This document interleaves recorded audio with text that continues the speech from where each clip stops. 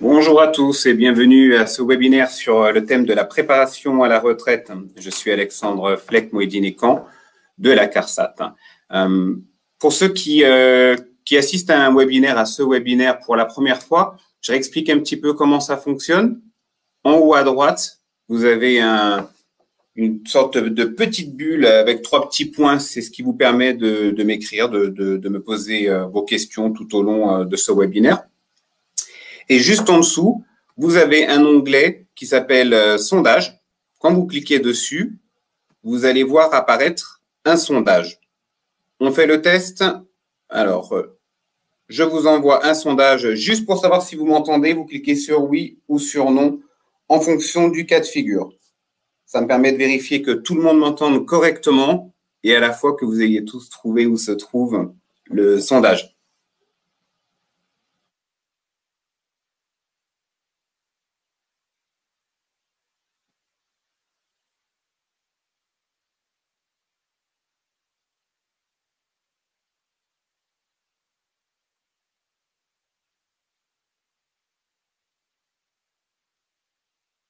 On a 1 minute pour répondre à la question. J'ai l'impression que ça ne fonctionne pas et que vous ne voyez pas le sondage apparaître. Bon, quelques problèmes techniques. Mais bon, tout le monde répond que ça fonctionne, on m'entend, c'est parfait. Je vous rappelle qu'à l'issue de ce webinaire, vous allez avoir accès au replay et d'ici une quinzaine de jours environ, vous allez recevoir une newsletter comprenant à la fois le support PowerPoint que je vous projette et le replay de ce webinaire. Donc, vraiment, n'hésitez pas à me poser toutes vos questions qui sont en lien avec le sujet au fur et à mesure et je prendrai le temps d'y répondre à la fin de cette présentation. Les thèmes qu'on va aborder, c'est le passage à la retraite. On va parler plus en détail de mon agenda retraite, des étapes préalables, des mesures de prolongation et de la demande de retraite en ligne, bien sûr. Mon agenda retraite, je pense que tout le monde en a déjà entendu parler. Alors, c'est un service optionnel. Il se trouve sur le site de l'assurance-retraite.fr, sur l'espace personnel de notre assuré. Et vous avez un onglet que je vous montre à l'écran qui s'appelle « Organiser mon départ à la retraite avec mon agenda retraite ». Quand on s'y inscrit avec une adresse mail ou un numéro de téléphone portable, on va recevoir des alertes par mail, par SMS, des conseils, des informations plutôt pertinentes pour être sûr de ne louper aucune étape. Ces messages, vous les recevez dès 5 ans avant votre passage à la retraite et jusqu'à 6 mois avant le départ, puisque 6 mois avant le départ, qu'est-ce qui se passe? On vous dit de vraiment faire votre demande de retraite en ligne. En gros, ce service, c'est ce qui permet d'être sûr de n'oublier aucune étape dans les démarches liées à la retraite. Maintenant, passons un petit peu de temps sur les étapes préalables à la demande de retraite. On en a tous déjà entendu parler. La première chose à faire, c'est d'obtenir et de vérifier son relevé de carrière. Vous voyez à l'écran les 2 premiers onglets, consulter mon relevé de carrière. Le deuxième s'appelle demander mon relevé de carrière tout régime. Ça, c'est la première des démarches, c'est de le vérifier. Qu'il n'y ait pas d'informations manquantes, qu'il n'y ait pas de période des périodes salariées, des périodes de chômage indemnisé ou même des périodes de maladie absentes de ce fameux relevé de carrière. Le relevé de carrière doit être scrupuleusement le reflet de la carrière de votre usager, de notre assuré. Une fois qu'on l'a vérifié, une fois qu'on l'a obtenu et qu'on l'a vérifié, on va ensuite chercher à mettre à jour sa carrière. Dès 55 ans, vous voyez l'onglet « Mettre à jour ma carrière ». Dès 55 ans, cet onglet va apparaître et va nous permettre soit de signaler une erreur qu'on aura constatée sur le relevé de carrière précédemment, mais si on n'a constaté aucune erreur, je vous invite quand même à cliquer sur ce bouton et à vous laisser guider puisqu'on va vous poser des questions sur le relevé de carrière et il s'agira à ce moment-là d'y répondre. OK? On a obtenu son relevé de carrière, on l'a vérifié, on a mis à jour la carrière. Une fois qu'on fait la démarche de mise à jour de la carrière, Eh bien, on va attendre tout simplement que nous, CARSAT, on ait eu le temps de faire cette mise à jour. On anticipe au maximum, puisque c'est une démarche qui peut prendre jusqu'à 6 mois. Une fois qu'on a la confirmation que la mise à jour de la carrière a été faite, on va pouvoir se renseigner sur son âge de départ à la retraite. Et pour ce faire, on va tout simplement cliquer sur « Obtenir mon âge de départ à la retraite ». Le bouton s'appelle ainsi. C'est très important d'attendre que la carrière soit mise à jour, puisque si la carrière n'est pas à jour et que je clique sur « Obtenir mon âge de départ à la retraite », on aura forcément un décalage. L'information ne sera pas pertinente. Une fois qu'on a tous ces éléments, on va pouvoir cliquer sur Marel. Je pense que Marel, vous en avez tous déjà entendu parler, vous avez même sûrement déjà testé l'outil. C'est un simulateur interrégime. Ça veut dire quoi interrégime? Que vous alliez sur notre site, l'assurance-retraite.fr, sur le site de l'agircarco.fr, sur le site inforetraite.fr, peu importe, la porte d'entrée, vous allez avoir accès à un simulateur identique. Marel est aussi un simulateur qui a l'avantage de connaître votre carrière jusqu'à la fin de l'année précédente. Aujourd'hui, je fais une simulation, il connaît ma carrière jusqu'à la fin de l'année 2021. Ensuite, on va aller un peu plus loin, c'est-à-dire qu'on va demander de personnaliser. Quand on va cliquer sur le bouton « Estimer le montant de ma retraite Marel », on va demander à personnaliser cette simulation et on va nous poser des questions complémentaires, à savoir combien d'enfants on a eu, si on en a eu bien sûr, si on est marié, célibataire, divorcé, veuf, l'âge, les dates de naissance des enfants, si actuellement on travaille. Dans ce cas-là, on nous demandera notre salaire. Si on est au chômage indemnisé, depuis quand? Si on est en arrêt maladie, depuis quand? Et ainsi de suite. On va répondre à toutes ces questions. Une fois que toutes ces questions ont été répondues, on va obtenir le montant de sa retraite à différents âges. Alors, c'est très simple. Les âges, encore une fois, vous pouvez les personnaliser. Si vous avez le droit de partir à la retraite à 62 ans, vous pouvez très bien faire une simulation pour savoir combien vous toucheriez en faisant un an de plus et en partant à 63 ans. Attention quant au résultat qui vous est donné par Marel. On parle bien d'une estimation brute. Vous avez un bouton sur lequel vous allez cliquer pour passer directement du brut au net. Et on parle bien d'une somme toute retraite confondue. En cliquant sur la somme qui s'affiche, vous pouvez avoir le détail de qui verse quoi. Et le montant qui vous est donné, c'est un montant de retraite de base avec le montant des complémentaires d'inclus. L'étape suivante, c'est, si on est concerné, en tout cas si votre usager est concerné, c'est de demander son attestation retraite anticipée carrière longue, 9 mois avant la date de départ choisie. RACL, retraite anticipée carrière longue. Donc, cette démarche ne se fait que pour les personnes qui sont concernées.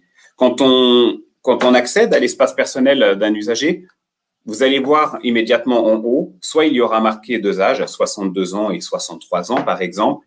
À ce moment-là, la personne n'est pas concernée par une retraite anticipée carrière longue.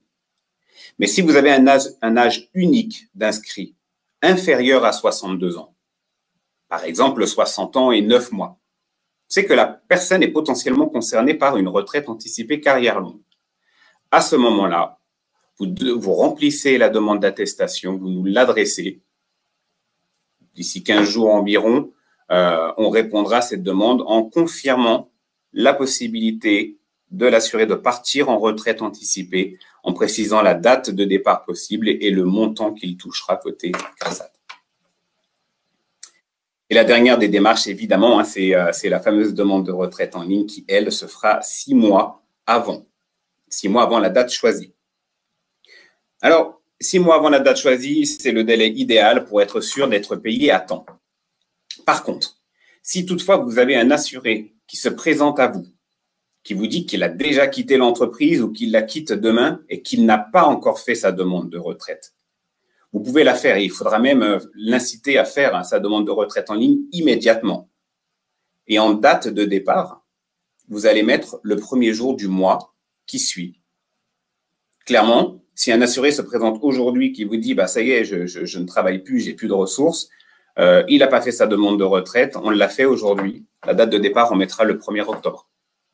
Alors, évidemment, il ne sera pas payé à temps, il faut être réaliste, puisque en s'y prenant au dernier moment, ça ne colle pas. Par contre, on lui versera un rappel.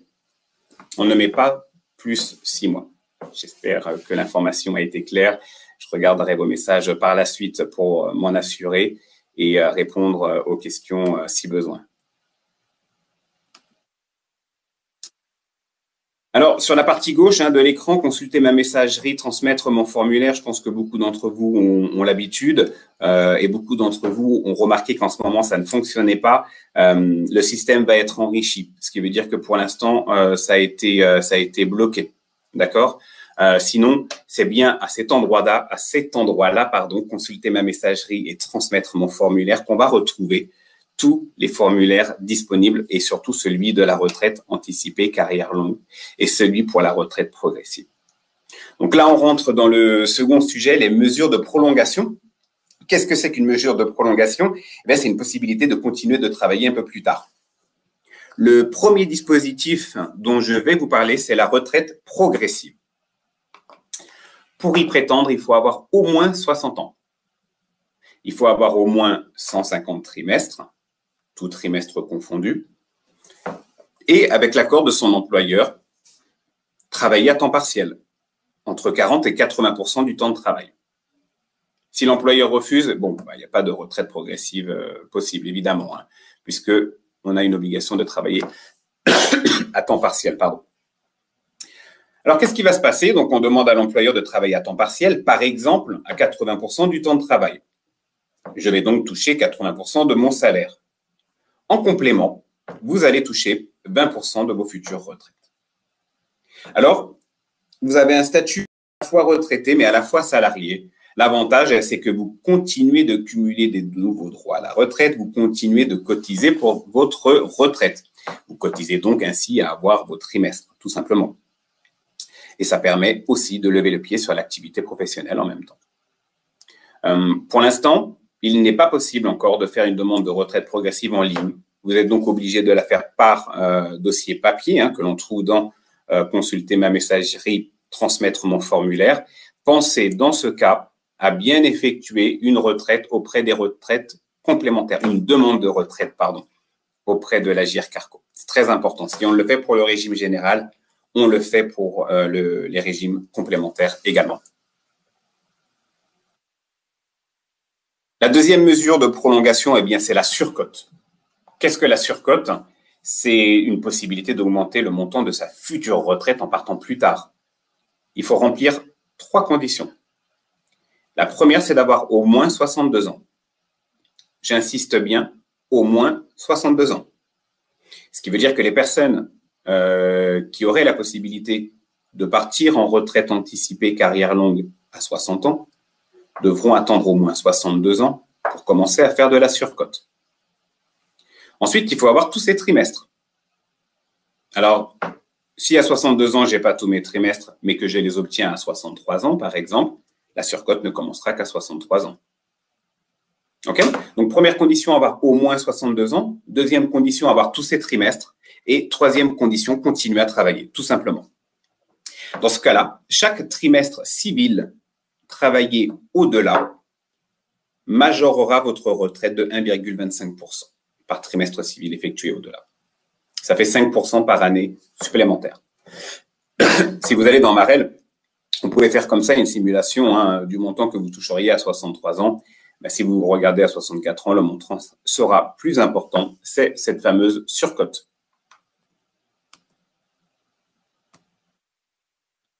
Ensuite, on a le cumul emploi-retraite. Alors, de plus en plus de personnes le pratiquent. Le cumul emploi-retraite, c'est quand je suis parti à la retraite. Ça y est, j'ai fait ma demande, je touche mes retraites et que je souhaite reprendre une activité professionnelle, on a le droit. Je vous dirais que pour faire simple, si un assuré se présente à vous en vous disant qu'il souhaite reprendre une activité professionnelle alors qu'il est parti à la retraite, dites-lui que de toute façon, évidemment, légalement, c'est possible, mais il faudra se retourner vers nous pour qu'on puisse calculer dans quelle mesure il a le droit de le faire. Je vous explique quand même. Il existe le cumul intégral. Le cumul intégral, c'est quand la personne est partie à la retraite à au moins 62 ans et qu'il a bien toutes ses retraites et qu'il a eu le taux plein avec tous ces trimestres ou avec l'âge. D'accord? Donc, je suis parti à taux plein avec tous mes trimestres à au moins 62 ans. J'ai le droit de reprendre une activité professionnelle sans aucun plafond. Ça veut dire que je pars à la retraite aujourd'hui, dès demain, je peux reprendre mon activité professionnelle dans n'importe quelle entreprise et je peux même toucher un salaire de 10 000 euros mensuels et continuer de percevoir mes retraites. J'insiste, parce que cette personne est partie à 62 ans minimum et avec tous ses trimestres. Pour les autres cas, eh bien, les autres cas, c'est quoi? C'est les personnes qui sont parties en retraite anticipée carrière longue, puisqu'ils n'ont pas au moins 62 ans. C'est les personnes qui sont parties sans avoir leur taux plein. Dans ce cas-là, cette personne a le droit de reprendre une activité professionnelle, mais elle n'a pas le droit de retravailler chez le dernier employeur avant un délai de 6 mois. Donc, elle ira choisir un autre employeur. Et en plus, le salaire qu'elle percevra est plafonné. Ce plafond, il est personnel, puisqu'il dépend de ses propres revenus. Dans ce cas, vous renvoyez vers nous pour qu'on calcule le montant à ne pas dépasser, tout simplement.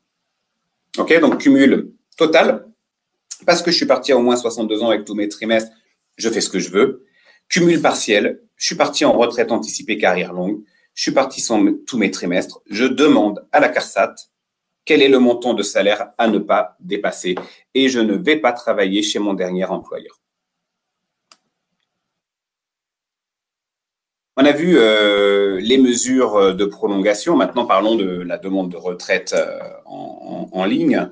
On vous l'a dit, c'est 6 mois avant qu'on fait cette demande de retraite en ligne.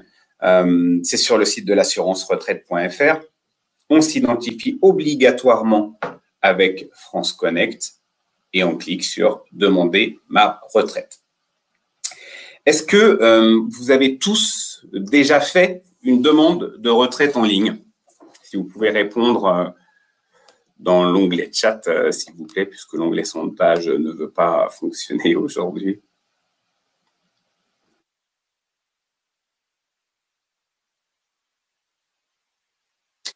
En attendant que vous répondiez, savoir si vous avez déjà fait une demande de retraite en ligne, le gros avantage, on l'a vu, c'est que dans le cas d'une demande de retraite en ligne, on ne fait qu'une seule demande, peu importe le nombre de régimes de retraite concernés. Vous savez qu'on cotise tous obligatoirement un minimum 2 régimes de retraite. Un régime de retraite de base, un régime complémentaire. Mais on peut très bien avoir cotisé en plus un régime d'avoir été un peu fonctionnaire dans sa vie, d'avoir travaillé un peu à la RATP, d'avoir encore un régime à part. Donc, on peut très bien avoir cotisé à 3, 4, 5, 6 régimes de retraite. Demande en ligne, une demande, ça part à toutes ces caisses de retraite. Et ça évite aussi de se poser la question de quelles sont les caisses de retraite concernées. Quand on fait la demande de retraite en ligne, vous allez voir que tous les régimes de retraite auprès desquels l'assuré a cotisé sont précochés. La règle à retenir, eh bien, c'est tout simplement de ne jamais décocher. Si un régime est coché, c'est qu'il y a une raison. Si l'assuré vous dit « mais non, mais j'ai jamais cotisé à tel régime », laissez-le cocher. De toute façon, ça n'engage en rien. Au pire, l'organisme répondra qu'il n'y a pas de droit. Mais au mieux, il ne savait même pas forcément l'assuré qu'il avait cotisé à ce régime et ça fera toujours quelques sous supplémentaires. Vous avez effectué des demandes de retraite en ligne ?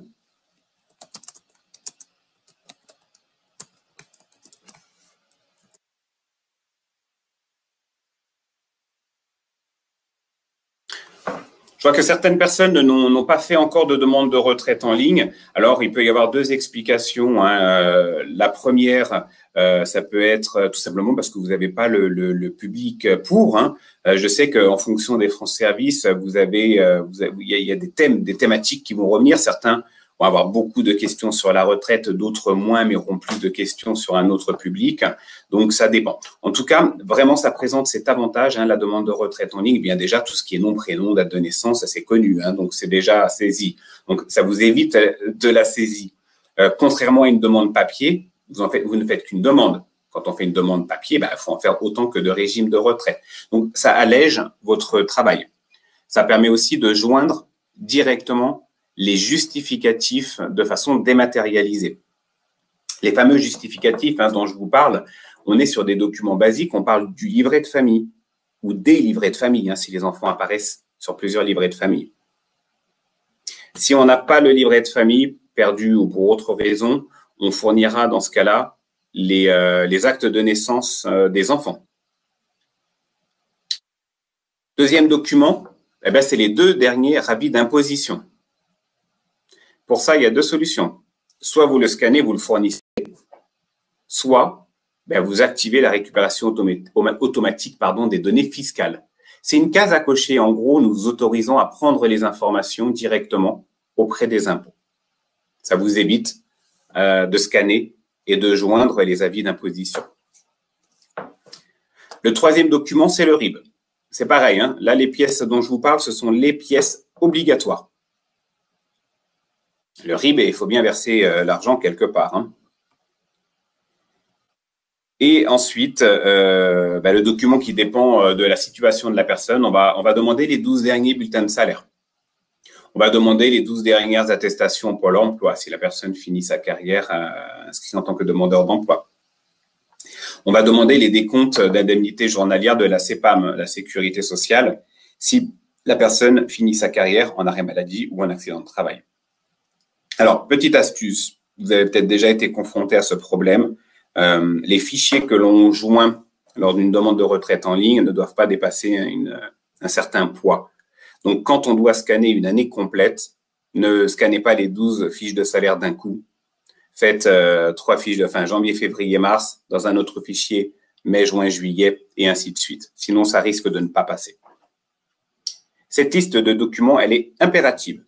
Et c'est cette liste de documents qui va être adressée à toutes les caisses de retraite concernées par la demande de retraite. Ensuite, chaque caisse de retraite va traiter la demande en question et peut être amenée à demander des documents complémentaires.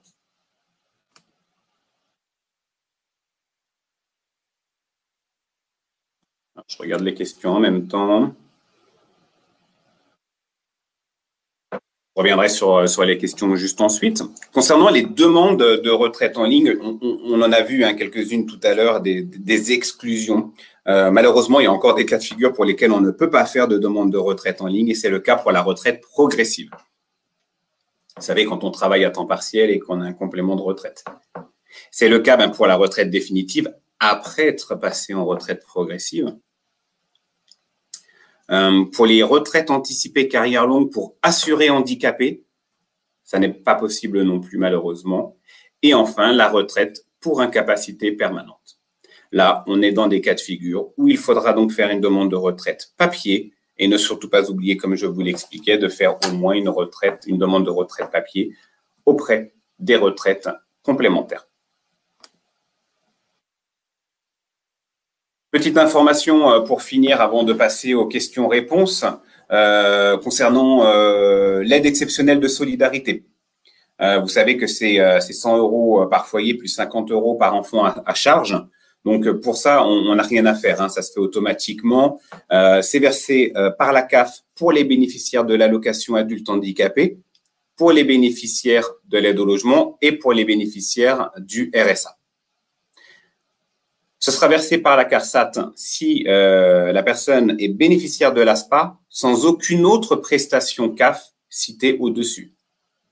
Si la personne touche à la fois de l'ASPA et à la fois de l'aide au logement, par exemple, c'est la CAF qui versera.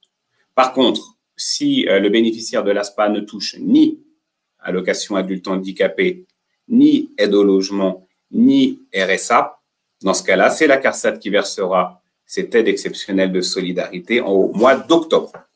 Et le versement est effectué automatiquement. Par contre, si le bénéficiaire de l'ASPA a des enfants à charge, à ce moment-là, il faudra effectivement nous écrire, puisque la partie enfant ne se fera pas automatiquement. Je vais passer aux questions. Alors, je vais regarder un petit peu vos questions.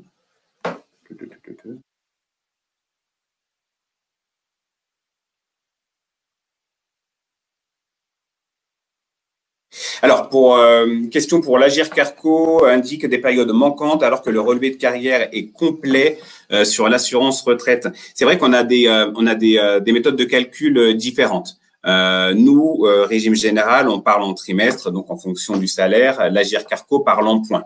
Et il peut y avoir des différences, effectivement, auquel cas il faudra répondre aux questions de l'Agir Carco.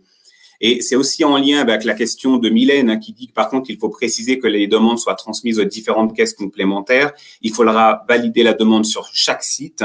Elle n'avait pas cette info au départ, donc il y a eu des loupés. Pensez toutes les demandes sur les différents sites en créant leur espace personnel s'ils n'en avaient pas. Alors, très bonne réflexion de Mylène, hein, effectivement. Et d'ailleurs, alors pour ne pas louper cette étape, vous recevez un mail, hein, de l'Agir Carco, par exemple, dans ce cas-là, pour vous demander de valider la demande de retraite qui a été effectuée. C'est exact. Merci Mylène pour le complément d'information.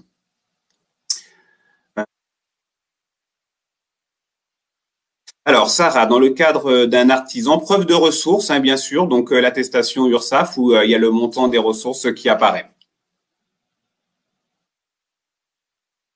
Alors, Marine, oui, le mieux, c'est de créer un espace personnel sur l'assurance retraite. Pour les régimes des retraites complémentaires, l'Agir Carco, en l'occurrence, il n'y a même pas besoin de créer un espace personnel. Il suffit de se connecter avec France Connect. France Connect va vous permettre d'accéder au site, hein, régime général, mais également au niveau des retraites complémentaires. Olivia, savoir si la retraite progressive est valable dans la fonction publique territoriale, je ne peux pas répondre à cette question. Alors effectivement, hein, les règles que je vous annonce concernent le régime général. On parle aussi des retraites complémentaires. Le régime de retraite de la fonction publique territoriale est un régime complètement différent que je ne connais pas. Donc, je ne suis pas en mesure de vous répondre à cette question.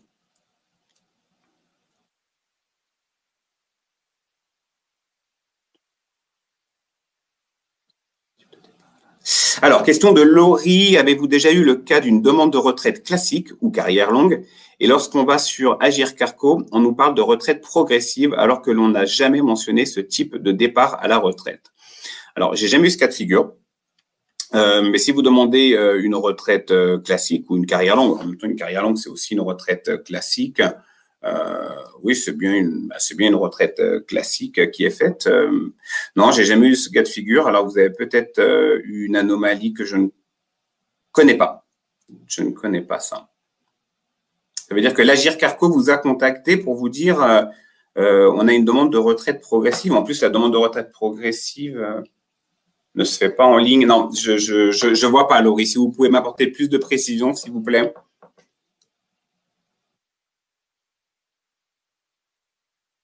Alors, pour une femme qui a élevé seule un enfant, a-t-elle le droit à une majoration lors du calcul de sa retraite? Non, le fait qu'elle élève l'enfant seule ou pas, ça ne change rien, pour parler crûment. Mais vous savez bien sûr, hein, qu'une femme peut bénéficier de 4 trimestres liés à la maternité, donc liés au fait d'avoir eu un enfant ou de l'avoir adopté, et 4 trimestres supplémentaires si elle a élevé cet enfant pendant au moins 4 ans après sa naissance.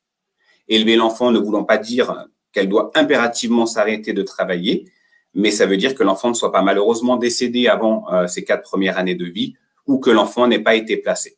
Donc, Véronique, pour votre question, la mère qui a élevé son enfant, qu'elle soit seule ou non, hein, d'ailleurs, pourra bénéficier de 8 trimestres supplémentaires. Des trimestres qui ne compteront bien évidemment qu'à partir de 62 ans, âge légal de départ à la retraite. Pour compléter un peu la réponse, pour les hommes comme pour les femmes, hein, d'ailleurs, si on a eu au moins 3 enfants, les retraites bases et complémentaires seront majorées de 10%.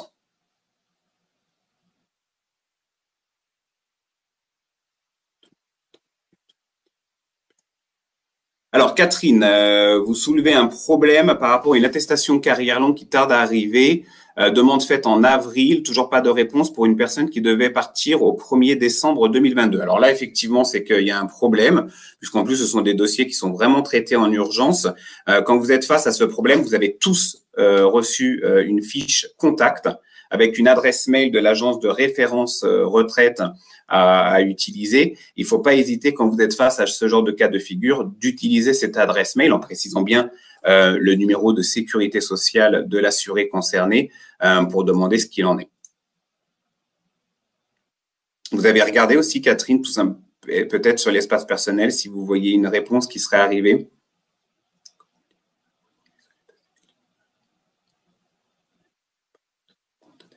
Adélaïde, comment modifier les informations erronées sur l'état civil d'une femme? Alors, pour un problème d'état civil, nom, prénom, ou même date de naissance, là, il faudra faire la demande par courrier, hein, nous spécifier qu'il y a une erreur peut-être dans l'écriture. Concernant les enfants, alors on l'avait déjà dit sur le précédent webinaire ou dans la formation initiale, les trimestres enfants ne seront comptabilisés qu'au moment du départ à la retraite. Et c'est pour ça qu'on demande à fournir le livret de famille. C'est pour pouvoir prendre en compte les enfants. Peu importe que le compte soit créé ou pas, hein, que l'espace personnel soit créé ou pas, les enfants, eux, ne seront pris en compte qu'au moment du départ à la retraite. Patricia, pouvez-vous me dire comment faire une demande d'attestation carrière longue? Alors, Patricia, je vais vous répondre comment on le fait normalement, sauf qu'en ce moment, le service est HS. Mais je vous réponds quand même, bien sûr. On va sur l'espace personnel de l'assuré, bien sûr. Consulter ma messagerie, transmettre mon formulaire. Et là, vous allez avoir accès à tous les formulaires disponibles, dont la demande d'attestation de retraite anticipée carrière longue. Il vous suffira de remplir, hein, c'est un PDF modifiable, et soit vous nous l'adressez depuis l'espace personnel de l'assuré, soit vous nous l'adressez par courrier. Par contre, Patricia, là, je vous dis comment ça se fait en temps normal. Aujourd'hui, je vous l'ai dit, le service ne fonctionne pas. Vous allez pouvoir télécharger hein, le formulaire. Alors, clairement, vous tapez dans Google « Retraite anticipée carrière longue », vous allez trouver tout de suite l'attestation. Vous la remplissez, vous nous l'envoyez par courrier.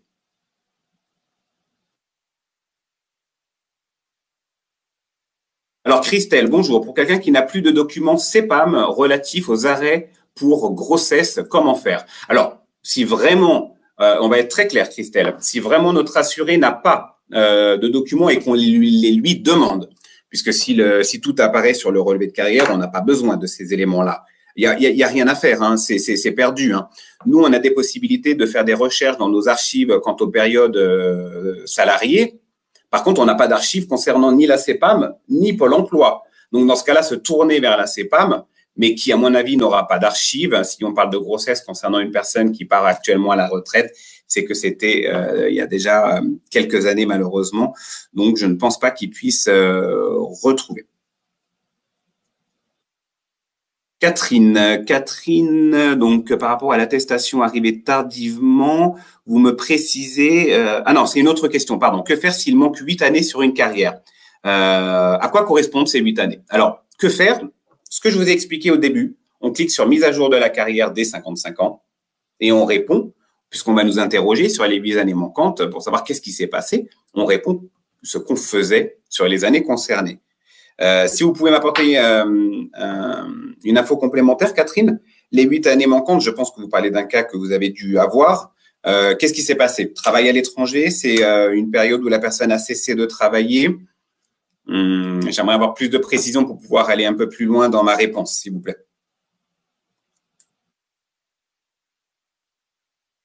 Alors, Mylène, la personne ayant 62 ans et demande sa retraite complète peut travailler chez le même employeur. Je vais préciser la question. On va insister un petit peu sur ces règles. La personne qui part à 62 ans à la retraite, qui part à 62 ans et avec tous ses trimestres. Hein, on est bien d'accord que les deux conditions doivent être réunies. Hein. Dans ce cas-là, elle est libre de faire ce qu'elle veut et elle travaille chez n'importe quel employeur, y compris chez le dernier, sans aucun plafond de ressources.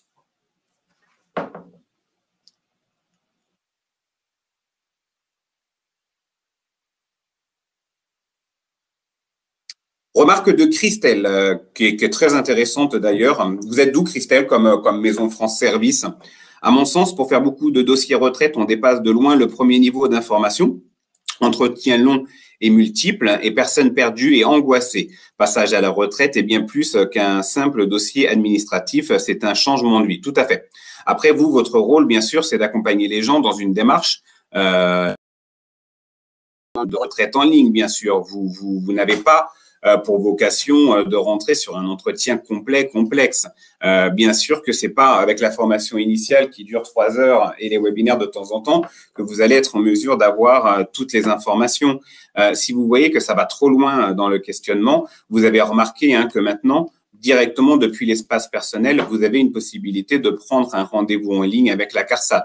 Un rendez-vous qui sera souvent téléphonique, mais ça permet aussi d'avoir un premier contact avec l'assuré et voilà, tout simplement. Mais c'est génial de lire ça, Christelle, parce que si vous avez beaucoup de personnes par rapport aux retraites, c'est que aussi bah, vous montez en compétences par rapport à ça, et c'est bien.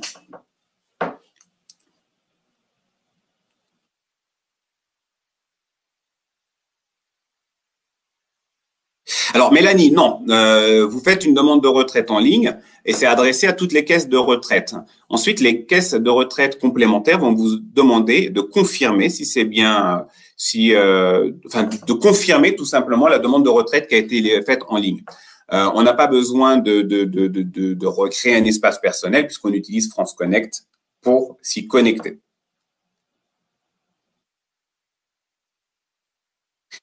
Oui, Catherine, c'est compliqué pour les dossiers en cours, le fait que l'espace de transmission ne fonctionne pas et j'ai pas la réponse. Moi-même, je pose la question régulièrement. Ben, j'espère que ce sera le plus vite possible, mais pour l'instant, je n'ai pas de réponse à vous apporter par rapport à ça.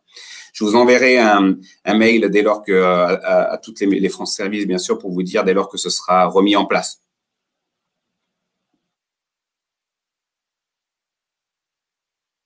Donc quand il parle pour répondre à Florence, la personne qui part en retraite définitive mais continue son activité de conseiller municipal, il a tout à fait le droit. C'est un retraité tout simplement qui est en cumul emploi-retraite puisqu'il a une activité en parallèle.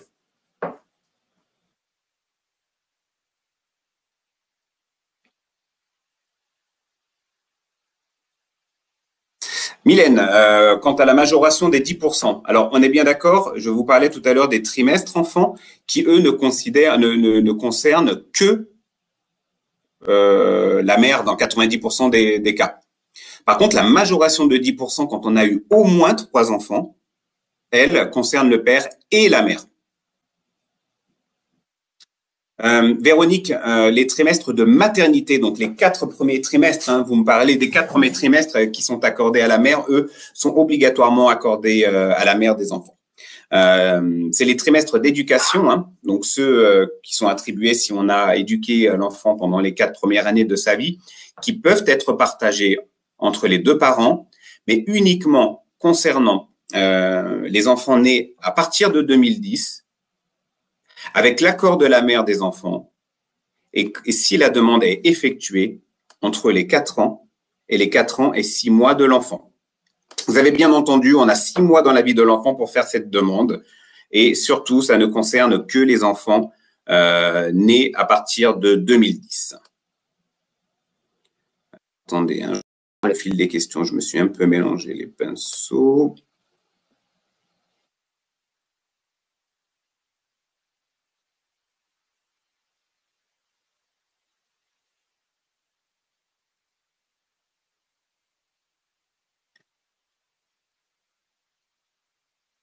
Donc ça, c'était la question de Mylène, non, question de Véronique, auquel on a répondu hein, pour le partage des trimestres.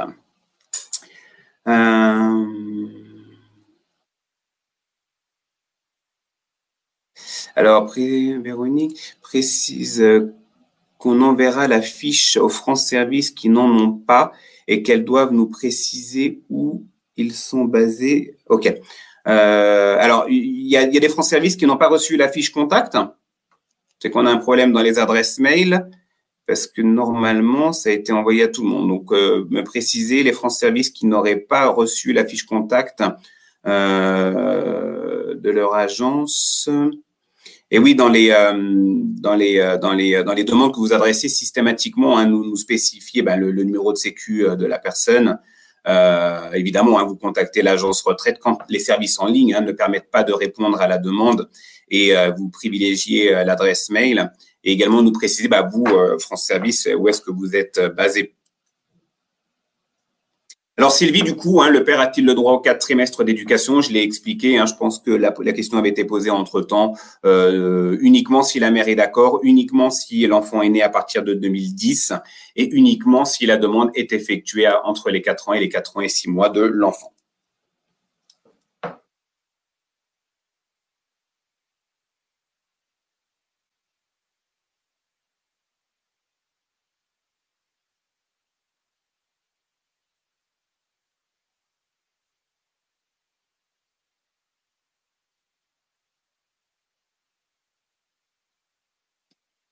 Alors, précision pour le cas de Laurie, on est quand même sur un cas très personnel, hein. Vous connaissez un peu le principe du webinaire, c'est fait pour répondre à des questions d'ordre général.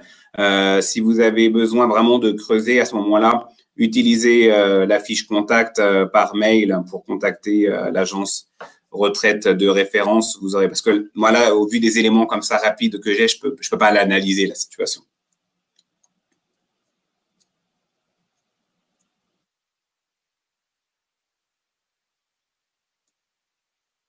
Alors Catherine, si je me souviens bien, parce que du coup j'ai les questions dans un désordre, vous me dites que vous avez envoyé un mail via l'espace personnel et à votre contact et qu'on vous dit que le dossier est en cours. Si je me souviens bien, c'était pour la question euh, de retraite anticipée carrière longue ou c'était pour l'histoire des 8 ans manquants?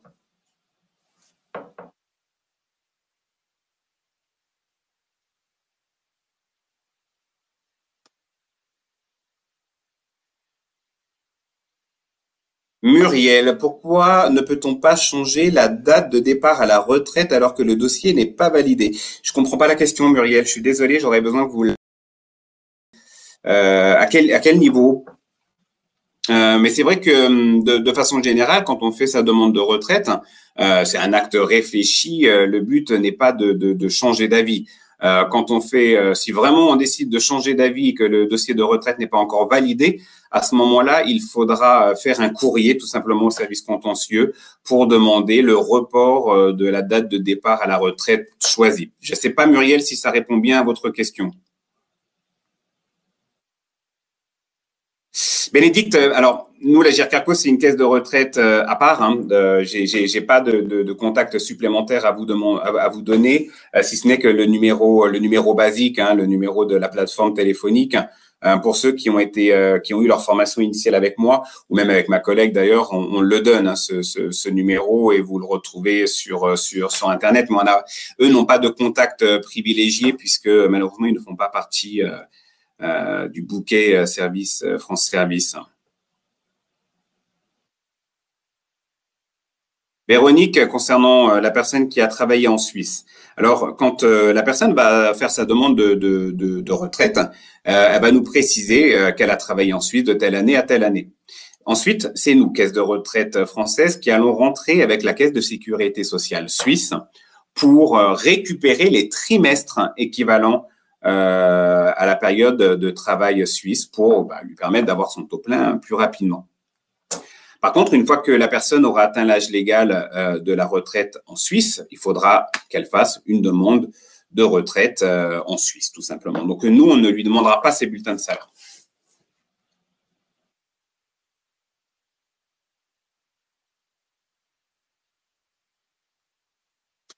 Question de la France Service de Val-d'Amour. Est-ce uniquement dans la surcote que les trimestres travaillés sont ajoutés pour la retraite? Alors oui, c'est uniquement dans... Alors, je vais aller un peu plus loin. C'est la surcote, c'est même plus une histoire de trimestres qui sont ajoutés. Hein. C'est qu'on travaille un trimestre civil supplémentaire, on a une augmentation de 1,25% du montant de sa retraite à vie.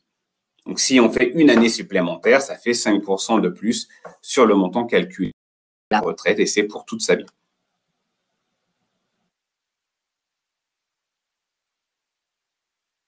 Alors, Bénédicte, apparemment, ça interroge beaucoup parce qu'on me repose la question pour les trimestres enfants.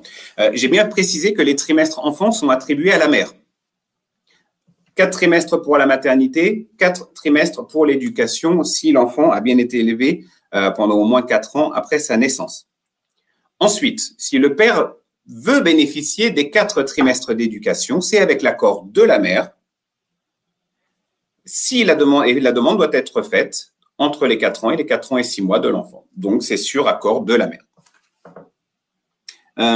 Si les deux parents les déclarent, ça se passe comment? Ben non, on ne peut pas en fait. C'est pas possible. Peut-on envoyer un document depuis l'espace personnel d'un usager? Bien sûr. Bien sûr, vous le pouvez, hein, d'en transmettre mon formulaire.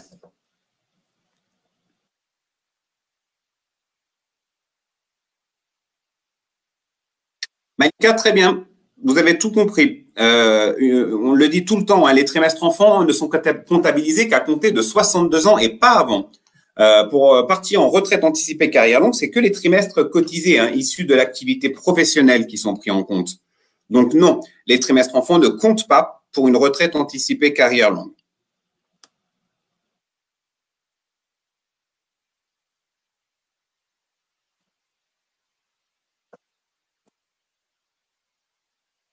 Mylène, question très intéressante. Y a-t-il une rétroactivité du paiement de la retraite si l'usager n'a pas fait sa demande en temps et en heure?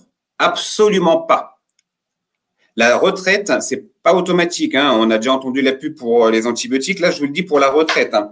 Il faut impérativement faire sa demande de retraite. Et si on ne la fait pas, on sera jamais en retraite. On ne touchera donc jamais rien, pour parler très clairement avec vous. C'est pour ça que tout à l'heure, je vous ai bien précisé. Si vous avez un assuré qui se présente aujourd'hui à vous et qui aurait dû toucher sa retraite il y a 6 mois, c'est 6 mois de perdu. Par contre, quand on fait la demande de retraite, si on l'a fait aujourd'hui, on mettra comme date le premier jour du mois qui suit la demande, à savoir le 1er octobre, puisqu'on est en septembre. Mais en aucun cas, on ne reviendra en arrière. Autre question de Catherine sur le service militaire d'un monsieur qui n'apparaît pas dans son relevé de carrière, d'où l'intérêt de faire la fameuse mise à jour de la carrière. Sur l'espace personnel, dès 55 ans, on clique sur le bouton mise à jour de la carrière. Et sur l'année concernée par le service militaire, il n'y a pas de trimestre. Du coup, on va vous demander pourquoi. Et c'est à ce moment-là que vous allez préciser que monsieur était au service militaire de telle date à telle date pour faire en sorte que la carrière soit régularisée.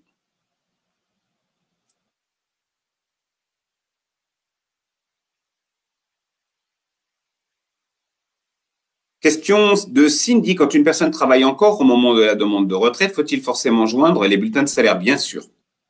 Alors, si vous faites une demande de retraite aujourd'hui, on va vous demander de janvier à août, forcément pas septembre, puisque vous ne l'avez pas encore. Mais oui, il faudra les joindre.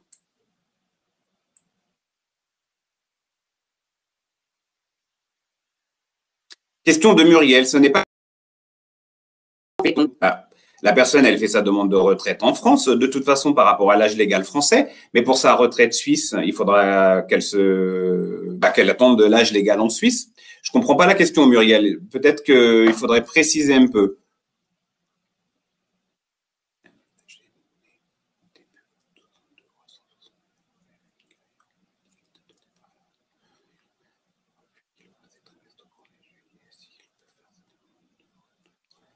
Alors, question de Marianne concernant un usager, donc un cas pratique, né en août 62 et aura ses trimestres au 1er juillet 23, donc à 61 ans.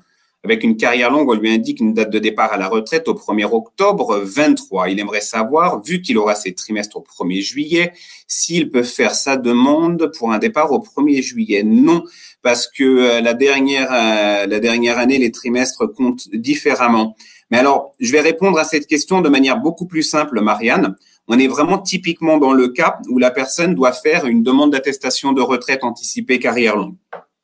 Et c'est la date qui sera donnée sur cette attestation qui primera. Et c'est la première date à partir de laquelle monsieur pourra partir en retraite. Question de Véronique, serait-il possible de mettre en place des permanences dans les France Service? Non, malheureusement, c'est pas du tout le choix qui a été fait pour l'instant entre les organisations CARSAT et France Service. Mylène, question sur le justificatif pour le service militaire. Vous allez d'abord faire une déclaration, comme je vous l'ai dit, sur l'espace personnel. Et de là, on va vous donner un document à faire remplir par le service de l'armée, tout simplement. Il y aura même l'adresse qui vous sera précisée, effectivement. Alors, Émilie, un monsieur ayant travaillé dans un pays européen, que doit-on faire? C'est exactement les mêmes règles qu'énoncées tout à l'heure sur la Suisse. On fait une demande de retraite en France, à l'âge légal, enfin l'âge légal français bien sûr. Donc, ça va répondre à la question de Muriel. Je vais reformuler, peut-être que tout à l'heure, je n'ai pas été assez précis. On fait une demande de retraite à l'âge légal français, bien sûr. On récupérera, on se mettra en contact avec l'organisme de sécurité sociale du pays concerné, que ce soit la Suisse ou que ce soit l'Allemagne ou la Belgique, peu importe, je dirais. De là, on va prendre les trimestres qui ont été travaillés dans ce pays européen ou en Suisse, qui va permettre à notre assuré de partir avec un taux plein beaucoup plus rapidement. Donc, nous, on prendra en compte les trimestres, mais pas les salaires. Pour que les salaires soient pris en compte, là, c'est le pays concerné. Et dans ce cas-là, la demande, il faudra la faire dans le pays concerné, à l'âge légal du pays, bien sûr.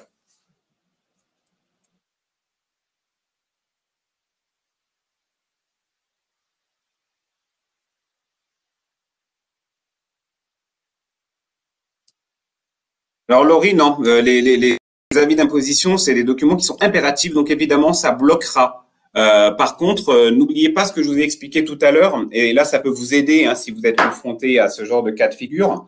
Vous avez une case à cocher pour nous autoriser à récupérer directement les informations auprès des impôts. Et dans ce cas, ça vous évite d'avoir à fournir les avis d'imposition.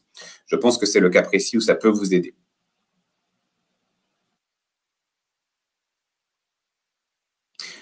Question de Martine, donc pas de mise à jour de la carrière avant 55 ans. Pour l'instant, non.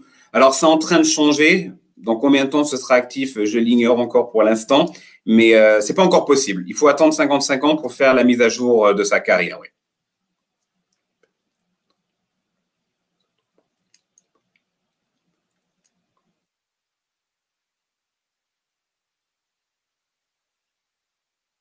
Alors, Marlène, par rapport à cette personne dont vous vous occupez, qui souhaite reprendre une activité professionnelle, la meilleure des solutions, je vous dirais, c'est d'aller sur son espace personnel, d'aller cliquer sur ma messagerie et de poser la question quel est le montant de salaire à ne pas dépasser si je reprends une activité professionnelle. Voilà. On ne peut pas savoir, puisque bien évidemment, sur le chat, on ne va pas donner les noms et les numéros de sécu des assurés. Au moins, on vous répondra précisément si la personne a le droit de reprendre n'importe quelle activité professionnelle ou si elle est plafonnée dans le montant à ne pas dépasser. Si pas d'espace personnel possible, par courrier classique. Il n'y a pas de formulaire à proprement dit. C'est une simple demande, comme ça, je dirais informelle, pour connaître le montant à ne pas dépasser. Alors, Mylène, je ne sais pas de quel France Service vous êtes, parce que pour les portes ouvertes, on a été beaucoup sollicité. Je sais qu'il y aura une présence dans certaines. Vous êtes de quel France Service, Mylène?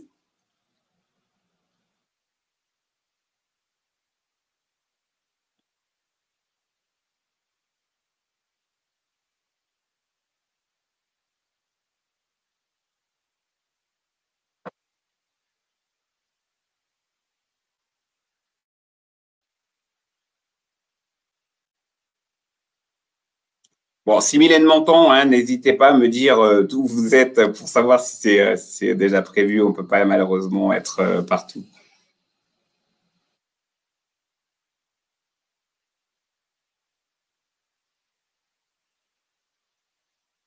Ah oui, donc effectivement, là malheureusement, Laurie, si la personne n'avait pas fait ses déclarations d'impôts, il va falloir attendre puisque les impôts vont refaire un document.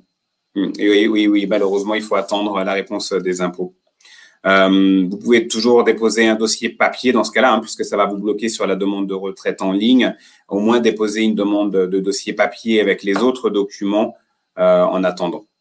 Mylène est à Vermenton. Alors, Vermenton, je sais qu'on a été contacté et j'ai l'impression qu'on n'y allait pas, malheureusement. Alors, Mylène, vous avez beaucoup de questions au niveau de la retraite à Vermenton?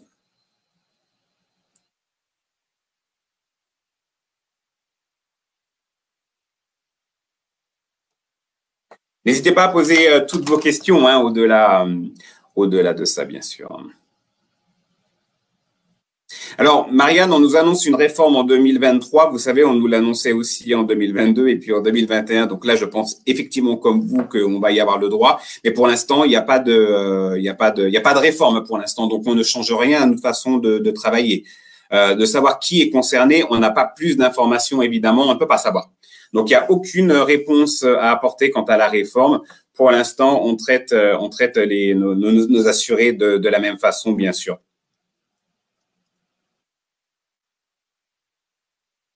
Val d'Amour, Val d'Amour, je sais qu'on n'y va pas. Malheureusement, on est peu et on peut pas être partout. Alors, j'aurais adoré venir chez vous tous pour tous vous rencontrer, mais mais c'est malheureusement pas possible. Après, ce qu'on peut essayer de faire, c'est pareil, hein, ça se met en place sur plusieurs mois.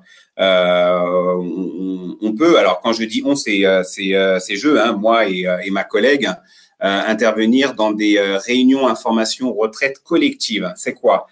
Vous mettez à ma disposition une salle qui peut contenir à peu près, on va dire, une vingtaine de personnes. Vous faites de la pub auprès des gens de votre secteur de plus de 55 ans. Et moi, j'anime la réunion pour donner des informations à un collectif. L'avantage, c'est que ça permet de donner une information générale à pas mal de personnes. Et vous aussi, vous pouvez assister à cette réunion et poser les questions que vous pouvez avoir. Donc ça peut être très sympa à mettre en place. Mylène, beaucoup de dossiers, mais vous gérez, c'est parfait. Oui, bien sûr, Elisabeth, c'est très complexe, hein, le monde de la retraite. C'est pour ça que on essaye. Alors, je suis conscient que c'est loin d'être facile pour vous parce que vous n'avez pas que la retraite à gérer en plus, que vous avez une formation initiale qui est courte et que les webinaires, oui, c'est 5-6 webinaires par an et que vous avez beaucoup de boulot. J'en suis conscient. C'est pour ça que ces webinaires, on essaye de faire en sorte qu'ils soient le plus synthétiques possible pour vous aider. Val d'Amour, à moi, à Dijon Balp, MSAP, @carsat-bfc.fr.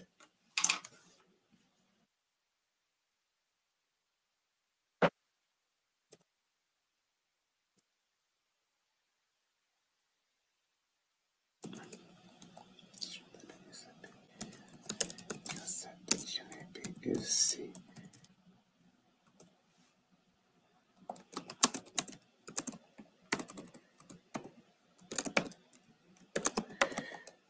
suis en train de vous écrire l'adresse mail. Pareil pour Jennifer. Pareil pour quoi, Jennifer? Pour la réunion ou pour la complexité?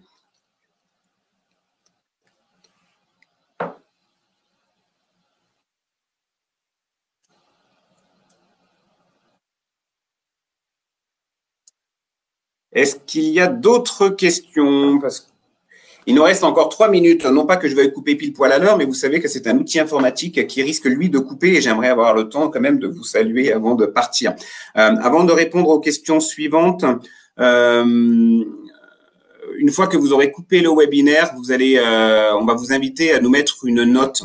N'hésitez pas à le faire et surtout n'hésitez pas à mettre un commentaire. Alors si vous mettez 5 sur 5, oui c'est super, je vais être flatté, mais n'hésitez pas à me mettre un commentaire puisque ce sont ces commentaires qui nous permettent de voir si nos webinaires sont pertinents, si ça répond à vos besoins, si on a besoin d'apporter d'autres précisions. C'est aussi ce qui fera que les prochains puissent être plus intéressants pour vous. Donc vraiment, n'hésitez pas.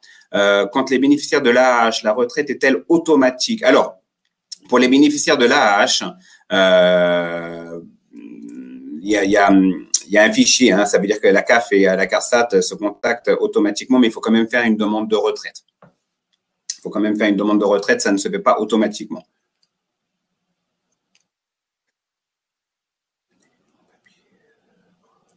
Elisabeth, à la suite de la formation initiale, on vous envoie le support PowerPoint, mais après il est comment dire, il est lourd. Hein, c'est un document que vous pouvez imprimer.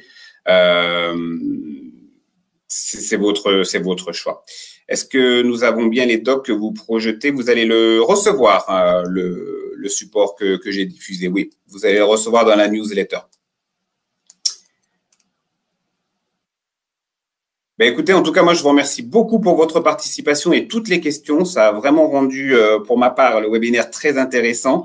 C'est toujours intéressant d'avoir, pour moi, cet échange avec vous. Je réinsiste à nouveau, hein, n'hésitez pas à nous mettre une notation. C'est vraiment ce qui nous permettra de progresser et d'être au plus près de vos besoins. Le prochain webinaire aura lieu en novembre. Vous allez recevoir l'invitation très rapidement, hein, avec la newsletter, d'ailleurs, pour pouvoir anticiper et vous inscrire d'avance. Et je vous souhaite à tous une bonne journée et bon courage pour votre après-midi de travail. Bonne journée à tous et au revoir.